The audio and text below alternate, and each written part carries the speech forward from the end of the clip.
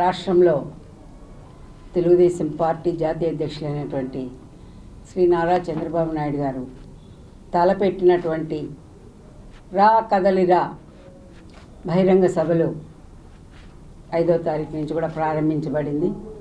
వీటన్నిటిని కూడా మరి విజయవంతం చేసే దిశగా రాష్ట్రంలో ఉన్నటువంటి 175 నియోజకవర్గాల్లో కూడా మరి ప్రెస్ మీట్లు నిర్వహించి ప్రజల్ని చైతన్యపరిచి ఈ రా కదలిరా బహిరంగ సభలు మరి మన అధినాయకుడు ఏ విధంగా అయితే ఈ అవినీతి పాలనను ప్రశ్నిస్తూ ప్రజల్ని చైతన్యపరుస్తూ మరి రాబోయేటువంటి తెలుగుదేశం పార్టీ ఏ విధంగా ప్రజలకి భరోసా ఇవ్వనుందో, ఏ విధంగా మరి ఆయన షూరిటీ ఒక నమ్మకాన్ని కలిగించాలనే ఒక ముఖ్య ఉద్దేశంతో ఈ రోజున ఈ రా కదలిరా బహిరంగ సభలు దాదాపు 25 పార్లమెంట్లో కూడా వరుసగా 22వ తేదీ ముగించే విధంగా కూడా ఈ రా కదలిరా బహిరంగ సభలు షెడ్యూల్ తయారు చేసుకోవడం జరిగింది.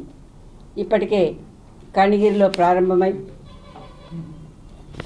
దాదాపు 6 బహిరంగ సభలు కూడా జరిగాయి.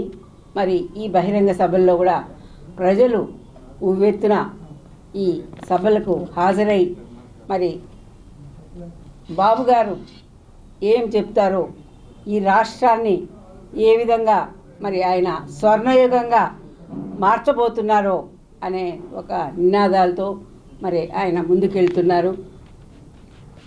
ప్రజలందరూ కూడా ఆకర్షితులై ఈ రోజున ఆయన పాల్గొనేటువంటి బహిరంగ సభలను విజయవంతం చేస్తున్నారు.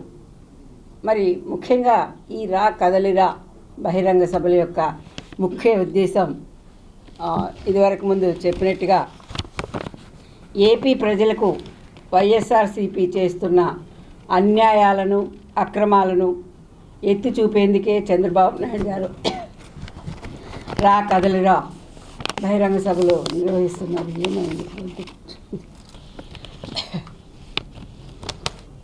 అదేవిధంగా జగన్మోహన్ రెడ్డి ప్రభుత్వం అవినీతి అన్యాయాలపై ఇదివరకు ముందే మరి ఆయన అందిస్తున్నటువంటి పరిపాలన పైన ప్రజలకి ఒక అవేర్నెస్ కల్పిస్తూ బాదుడే బాదుడు కార్యక్రమం ద్వారా ఏ విధంగా ఈ పరిపాలనలో ప్రజలంతా కూడా కష్టపడుతున్నారో, మరి ప్రతిదీ రేటు పెరిగిపోయి ఏది అందుబాటులో లేక కనీసం 2 పూట్ల కూడా అన్నం తినలేని పరిస్థితి పేద ప్రజలకి ఈ రాష్ట్రంలో నెలకొనుంది.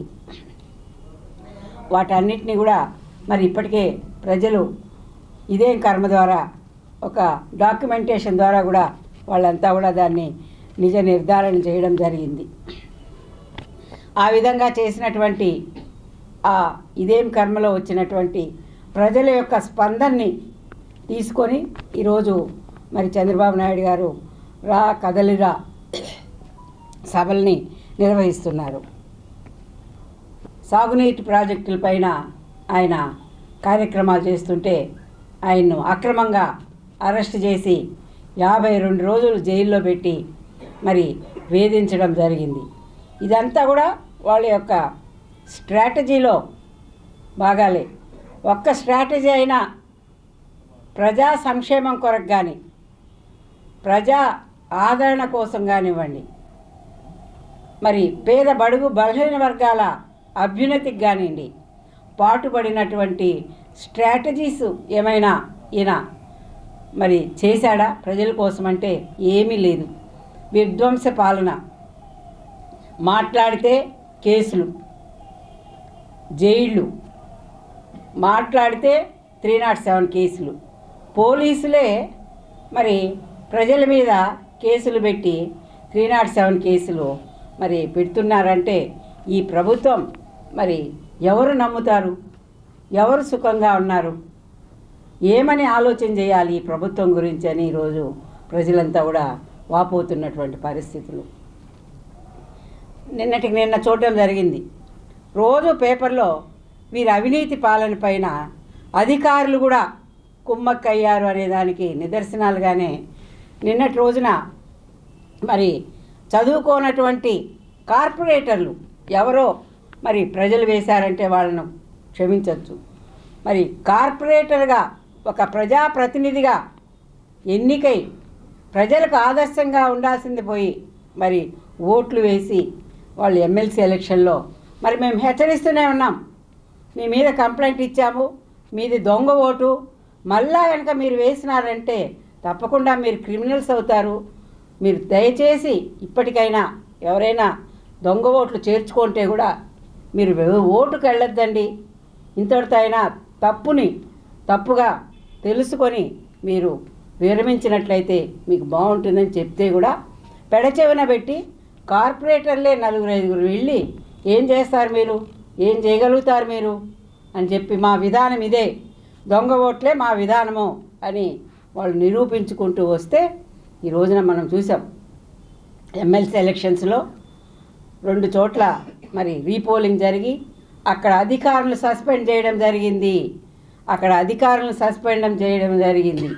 అదేవిధంగా ఈ రోజున మరి క్రిమినల్ కేసులు కార్పొరేటర్ల మీద పెట్టడం జరిగింది. అంటే అన్నీ తప్పుడు విధానమే, వాళ్ళ ఆలోచనే తప్పుడు విధానం ఉంటుంది. మరి అటువంటిది రాష్ట్రానికి మంచి జరుగుతుందని ఏ విధంగా మనం ఊహించగలము? ఈరోజు పేపర్ తీసుకుంటే మరి గిరీష ఆ రోజుల్లో మరి ఇక్కడ ఐఏఎస్ ఆఫీసర్గా మన కార్పొరేషన్కి మరి తుడాక్ కూడా చైర్మన్గా ఉండి ఆయన కమిషనర్గా ఉండి ఆయన పాల్పడినటువంటి అవినీతి ఏ విధంగా ఉందో ఈరోజు పేపర్లంతా కూడా చూడడం జరిగింది. 30,000 ఓట్లు ఆ రోజుల్లోనే మరి ఆయన ఒక ఐఏఎస్ దగ్గర ఉండాల్సిన లాగిన్ని రాజకీయ నాయకులు ఎవరైతే శాసనసభ్యులు ఉన్నారో వారి కుమారుడు అభినయ్ రెడ్డి ఉన్నాడో ఆయనకే ఇవ్వడం జరిగింది అని ఈరోజు సెంట్రల్ ఎలక్షన్ కమిషన్ ఈరోజు వారిని ప్రశ్నించడం జరిగింది. అంటే ఇంతకన్నా దారుణం ఏమన్నా ఉంటుందా చెప్పండి? తిరుపతి నగర ప్రజలు కూడా మీరందరూ కూడా దీన్నంతా కూడా మరి గమనించాలని కూడా నేను కోరుతున్నాను.